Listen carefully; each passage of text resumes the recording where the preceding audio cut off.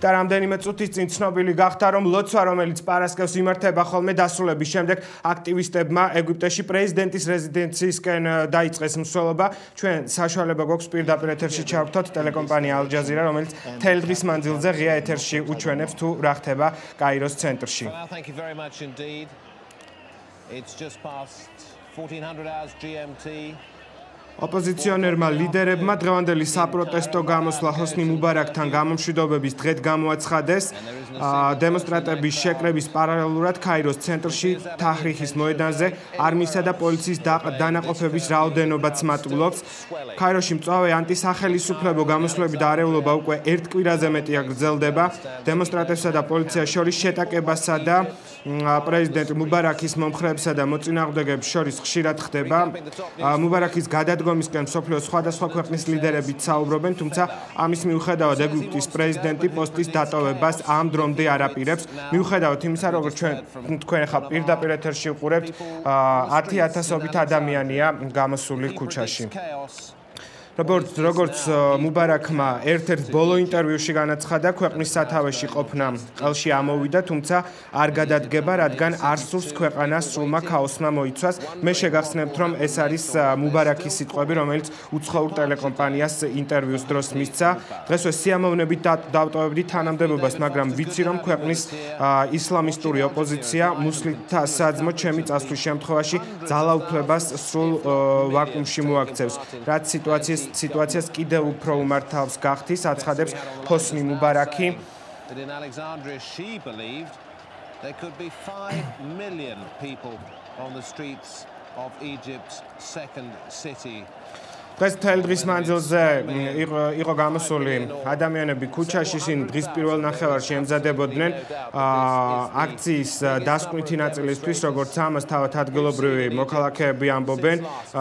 დღეს აუცილებლად უნდა გადადგეს ქვეყნის პრეზიდენტი და ამისთვის ისინი ყველაფერს გააკეთებენ. ქვეყანაში მოქმედებს კომენდანტის საათი, თუმცა მოსახლეობა არ ექვემდებარება არანაირ სამართალდამცველთა მითითებებს და ასევე იმ კანონს, რომელიც პრეზიდენტმა დროებით შემოიღო და მთელი ღამის განმავლობაში ისინი ქუჩაში იმყოფებოდნენ და იგივე მოთხოვნით, რა თქმა უნდა, გადადგეს ქვეყნის პრეზიდენტი.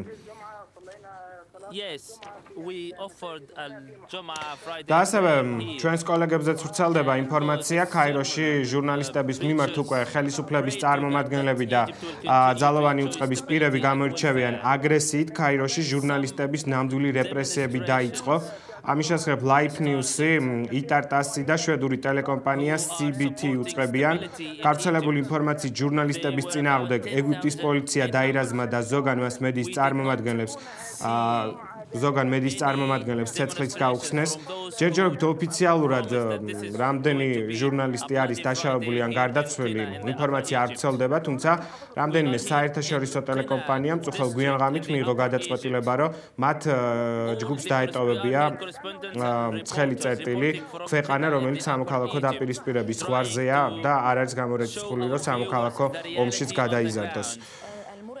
სოფლიოს სხვადასხვა მედია საშუალებების ცნობით, ეგვიპტელი სამართალდამცველები სავარაუდოდ პრეზიდენტ მუბარაკის პირდაპირი მითითებით მოქმედებენ. კაიროს სასტუმროებში ჟურნალისტებს ნომრებში უვარდებიან და აქედან გამომდინარე არის მდგომარეობა სწორედ მედიისთვისაც საკმაოდ რთული, მათ უჭირთ აღნიშნულ ტერიტორიაზე მუშაობა და ინფორმაციის მოპოვება, თუმცა მიუხედავად ამ ყველაფრისა, მსოფლიოს წამყვანი ტელეკომპანიები CNN, BBC, Euronews, Sky News 24 საათის განმავლობაში ღია ეთერში გადასცემენ კაიროში განვითარებულ მოვლენებს. დაშავებულთა რიცხვიც ყოველდღიურად იზრდება და ასევე გარდაცვლილთა რაოდენობაც, თუმცა დაზუსტებული ინფორმაცია ბუნებრივი არ არსებობს. ხელისუფლება ცდილობს, რომ გაცილებით ნაკლები სტატისტიკა მიაწოდოს საზოგადოებას და ასევე დაინტერესებულ პირებს. მსოფლიო ლიდერებმა მოუწოდა ეგვიპტის პრეზიდენტს რამდენიმე დღის წინ, რომ მან მიიღოს გადაწყვეტილება და გადადგეს დაკავებული თანამდებობიდან, თუმცა თქვენ მაესტროს მეშვეობით შეიტყობდით, ჩვენ ბოლო დღეების განმავლობაში საკმაოდ ხშირად ვსაუბრობთ ამ თემაზე. პრეზიდენტმა განაცხადა, რომ ის მომდევნო საპრეზიდენტო არჩევნებში აღარ მიიღებს მონაწილეობას, თუმცა ამ დროისთვის თანამდებობაზე დარჩენას გეგმავს.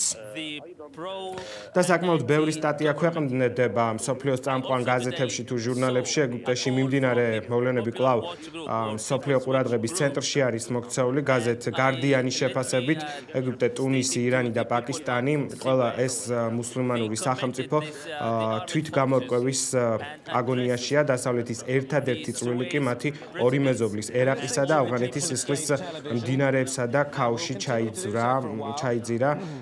ეს არის გარდიანის განცხადება. ასევე Foreign Press-იც ავრცელებს სტატიას და ეხმიანება ეგვიპტეში განვითარებულ მოვლენებს და ერაყელებისა და ავღანელებისთვის არ მიუცია ეგვიპტის არ მიუცია მხოლოდ შეფასებაო, წერს ეგვიპტეში განვითარებულ მოვლენებთან დაკავშირებითო.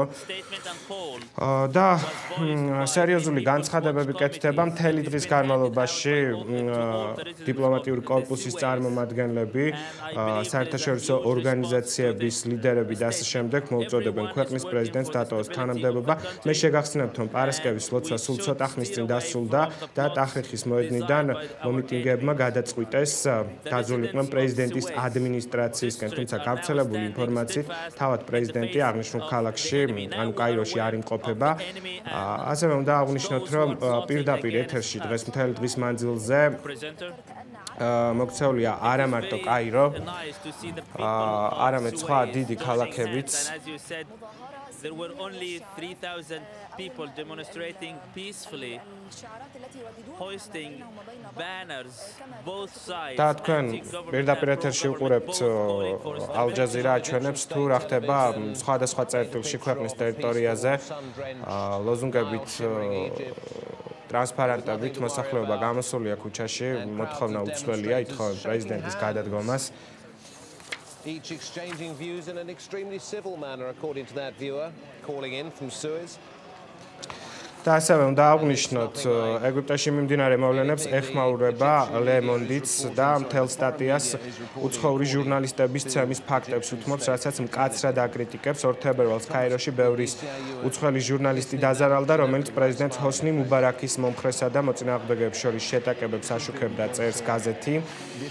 უცხოელი ჟურნალისტების ცემის ფაქტები დღის თემა ავტივის ბელგიური გაზეთ Le Soir-ისა და შვედური გამოცემა Fridays მთავარი თემა არის და ფაქტიურად შეგვიძლია ვთქვათ, რომ მთელი მსოფლიო ბოლო დღეების განმავლობაში ეგვიპტეში განვითარებულ მოვლენებს უთმობს თავის ყურადღებას.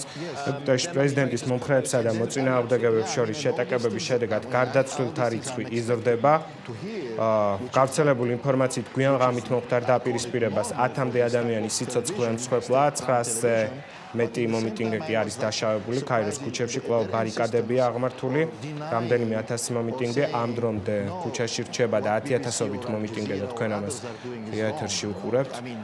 და ბოლო ინფორმაციით 24 საათის განმავლობაში მოვლენების ეპიცენტრში მომუშავე 24 უცხოელი ჟურნალისტია დაკავებული.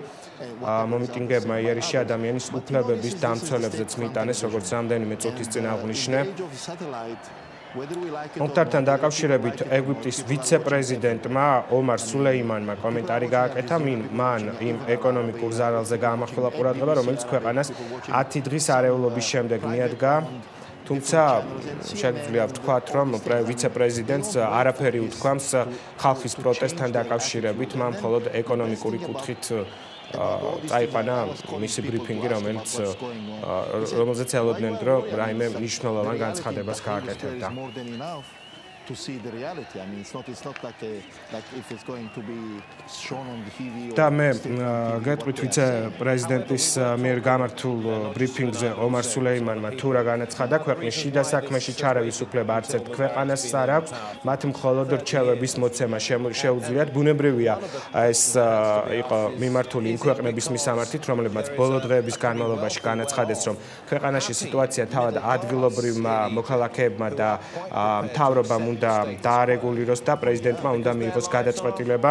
ბოლო 9 დღის განმავლობაში ეგვიპტე მილიონამდე ტურისტმა დატოვა, რის გამოც დიდი ფინანსური ზარალი მოგვადგა ტურიზმის სექტორში. ქვეყანამ ამ დღეებში სულ მცირე $1 მილიარდი დაკარგა, განაცხადა სულეიმანმა. მე შეგახსენებთ, ეს არის ვიცე-პრეზიდენტი, რომლის შტატით სულ ცოტა ხნის წინ დაუშვა ქვეყნის პრეზიდენტმა. პრესკონფერენცია გამართა ქვეყნის პრემიერ-მინისტრმა აჰმედ შაჰიდმაც, რომელმაც პრეზიდენტის მოწინააღმდეგეებზე განხორციელებული იერიშის გამო ბოდიში მოიხადა. ჯერჯერობით ბოდიში არ მოუხდია თავად ქვეყნის პრეზიდენტს. ვერასოდეს წარმოვიდგენდი, რომ ეგვიპტეში მსგავსი რა მოხდებოდა, მაგრამ რადგან ჩვენ სახელმწიფოს მთავრობა ვართ, ვთქვით, რომ ასეთ დროს ბოდიში უნდა მოვიხადოთ და იგივეს განმეორება აღარ დაუშვათ, განაცხადა შაჰიდმა. შეგახსენებთ, რომ ეგვიპტის დიდ ქალაქებში გამოსვლები არ წყდება, მოსახლეობა შეძახილებით ისე ვითხოვს პრეზიდენტის თანამდებობიდან წასვლას. ეს არის კადრი, რომელიც ტაჰრირის მოედანზეა. ამ წუთებში ტელეკამერა მიმართული ალ-ჯაზირა ღია ეთერში აჩვენებს ამ ყველაფერს. თუმცა შეგვიძლია ვთქვათ, რომ სერიოზული დაპირისპირება ამ დროისთვის არ შეინიშნება.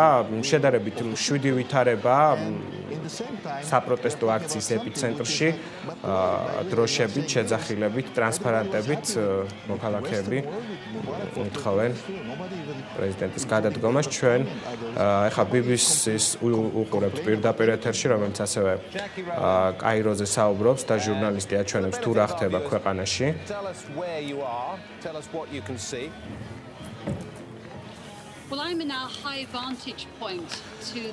და ასევე უნდა აღვნიშნოთ, თქვენ ახლა უყურებთ თუ რა ვითარებაში უწევთ ჟურნალისტებს მუშაობა. შეგვიძლია ვთქვათ, რომ სახელდახელო კამერებით უწევთ პირდაპირ ეთერში ჩართვა და თავიანთი მაყურებლისთვის ინფორმაციის მიწოდება, თუმცა ინარჩუნებენ სიმშვიდეს, ცდილობენ რომ გაცლებთ უფრო პროდუქტიულად იმუშაონ, არ გამოიწვიონ აგრესია. The most senior ranks of the army are taking charge, are supervising this military deployment around the demonstration today. In the last half hour, we saw a limousine pull up. და ჩვენ შევეცდებით აღნიშნულ თემას გადაცემის მსვლელობაში თუ როგორ განვითარდება მოვლენები კიდევ დაუბრუნდეთ. თემას, რომელიც არის მსოფლიო ყურადღების ცენტრში მოქცეული ბოლო 10 დღის განმავლობაში. და